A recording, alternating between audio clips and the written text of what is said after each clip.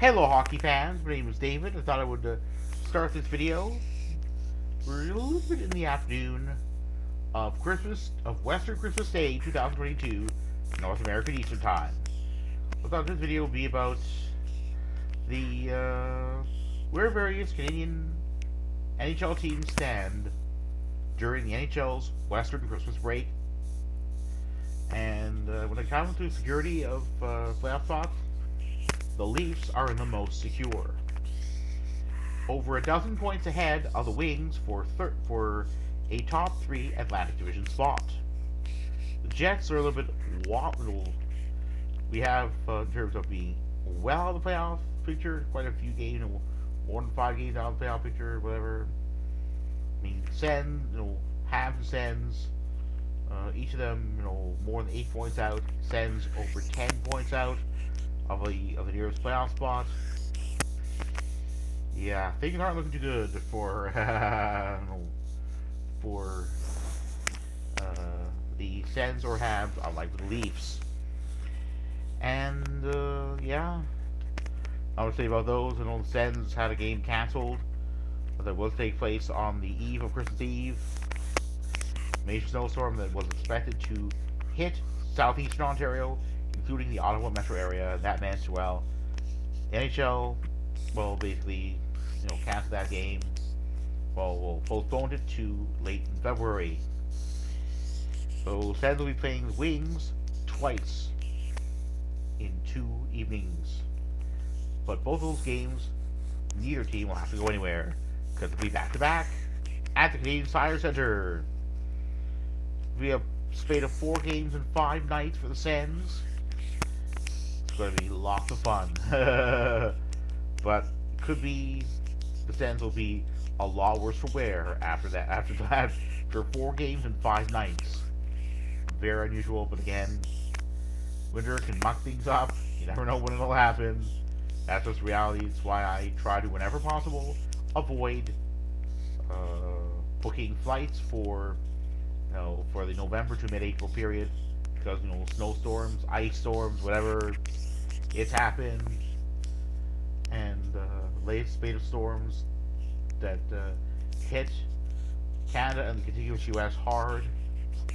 A reminder: it's winter, folks, in the northern hemisphere, and it's pretty bad. Indeed, parts of the state of New York, roads were shut. It's very telling, but again, my sympathies are those affected by the storms. They seem to be moving out a little bit more, but it's cold, it's winter. What can I expect? When it comes to winter, Jets have struggled recently, having had points, having averaged a point for over each of their last 10 games. Yeah, the Habs are rebuilding. The Sens are supposed to be better, to be closer up to a wildcard spot than they are. The Canucks are either within 7 points of a wildcard spot. They made some huge headway, winning a pairing of games stacked one calendar night after the other. They had basically no time, hosting the Canucks went from having hosted the Kraken in their second last game before Western Christmas to having to fly to Edmonton to play the local Oilers. Winning both games, Kraken was in a shootout, Oilers was in regulation. But yeah, come from behind wins. Whether it's sustainable, hard to tell. But the Canucks certainly have re-entered the conversation that they're back. Whether they get into the postseason, who knows? But there's no doubt that the Canucks cannot be counted out of a playoff spot just yet. And yeah, when it comes to the Flames, it's barely in a playoff spot, having on their California road trip earned 7 out of a possible 8 points. Back-to-back wins over the San Jose Sharks. Excuse me, an overtime loss, overtime loss to the Kings, and an overtime win over the Ducks. Last weekend the Oilers, well, underestimated the Ducks and, well, didn't do that well. Losing in regulation 4-3. Lukas Dostal having helped the Ducks with that regulation win. But again, the Oilers defense, no good.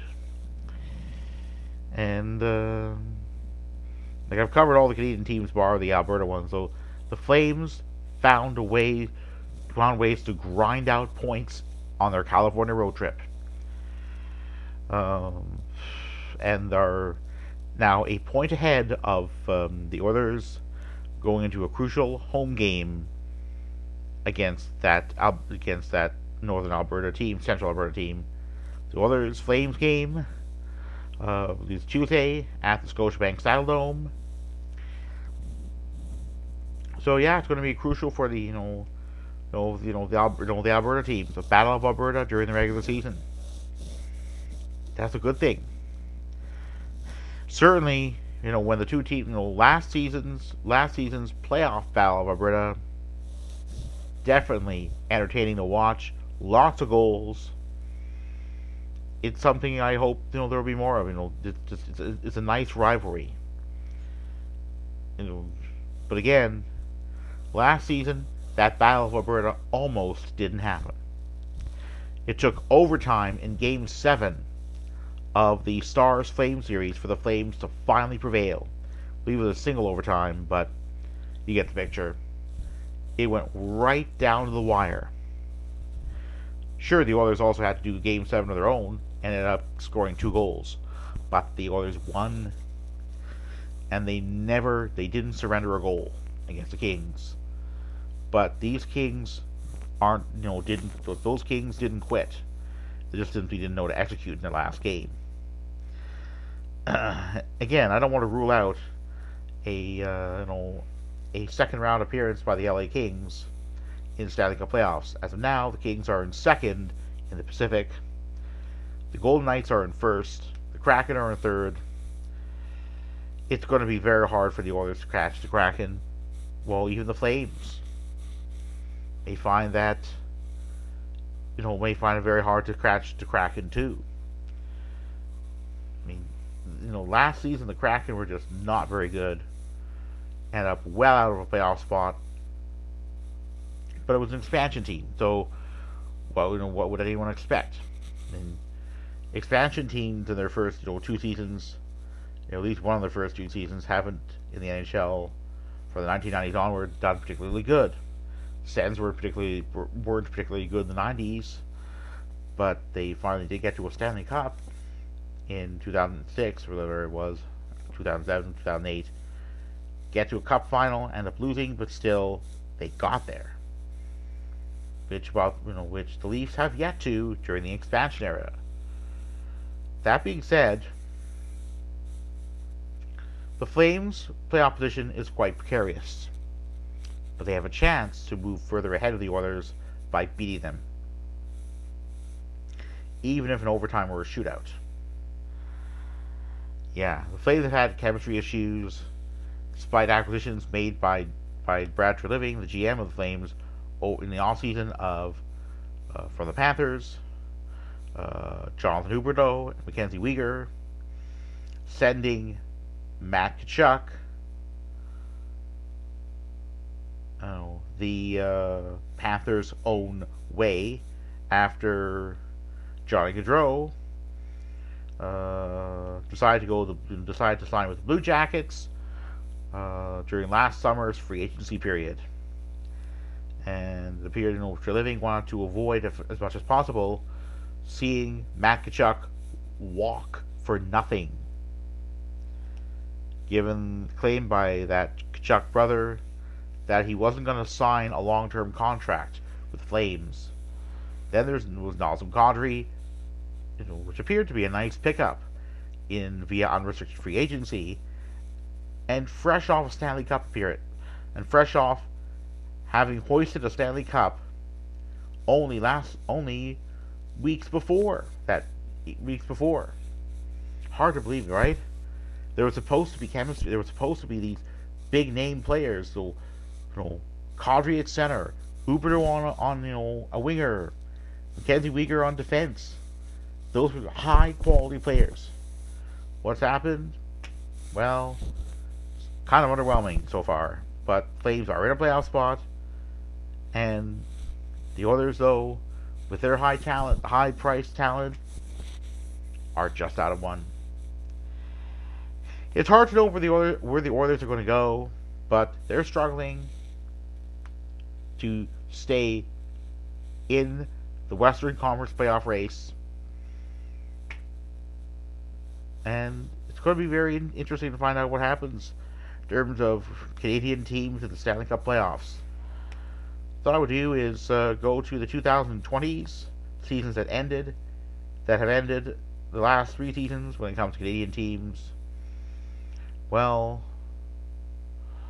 2019-20 season was kind of unusual, with 6 teams from Canada making it, getting to play in the postseason. But because they all finished in the top 12 on point percentage after COVID kind of mucked up the regular season, and each team had played an uneven number of games. So yes, I look at all those Canadian teams, and I look at Sens didn't make it in, but the others did. So in the quarterfinal qualification round, which was the first one, kind of like the round 24, the Jets were eliminated. Ditto for the Leafs and Oilers. The Canucks, Flames, and Habs survived. But after the conference quarterfinals, only the Canucks were left. And then they went down in 7 games to the Golden Knights after having, at one point, trailed in that series 3-1. The North Division stint of those 7 Canadian teams saw, in order of finish, the Leafs, Oilers, Jets, and Habs finish in the top 4. In terms of out of the playoffs, you have the Flames, Sens, and Canucks finish in that order. Last season was a little bit back to normal. Playoffs on wild card, based on the wild card teams, based on the traditional wild card format. Top 3 teams in each division automatically qualified, and 2 teams from the remaining from each conference also qualified if they didn't finish in the top 3 of their respective divisions. So last season, the Leafs finished second in their own division. The Flames finished first in the Pacific. The Oilers finished in second. 2 Alberta teams playing each other in the post, in that first round, and or not first round, second round, with the Oilers going to a conference final. So Leafs were eliminated in 7 games by the then defending Stanley Cup champion Tampa Bay Lightning. The Oilers and Flames won their respective playoff series, won their respective first round series, facing each other in the second round. What's going to happen this time? The Leafs have relatively secure playoff position, but with the reputation of having not yet won a playoff series during the NHL's modern salary cap era, I don't give the Leafs much of a hope, where they end up playing the Lightning in the first round, the Wings, Sabres, Bruins, who knows, given how good the Leafs have been doing.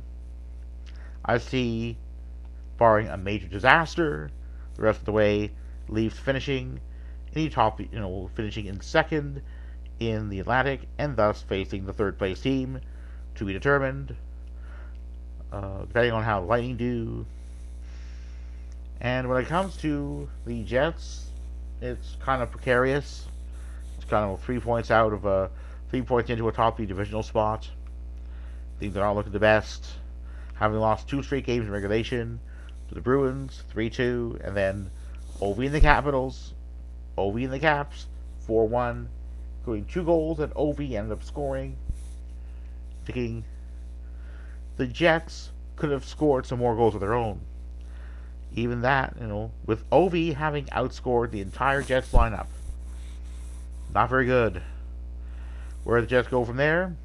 It seems they've thrown goal scoring under the bus last couple games, not having scored 3 more goals in either of those games, ending up losing both of them.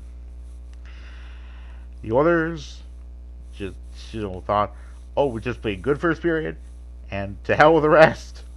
Didn't work. So yes. So we have, with the Western Christmas break well underway in the NHL, with one day left after Christmas Day itself, we have the Leafs at around over a dozen points ahead of the Wings for a top 3 divisional spot. The Jets in a much less secured top 3 divisional spot. 3 points or so have the Wild Navs. And then we have the Flames in the second wildcard spot, 1 point ahead of the Oilers. Now the Canucks a little bit further back. So who knows how things are going to go. It may be the Leafs end up being the only Canadian team to get to qualify for this 2023 Stanley Cup playoffs. But again, it's I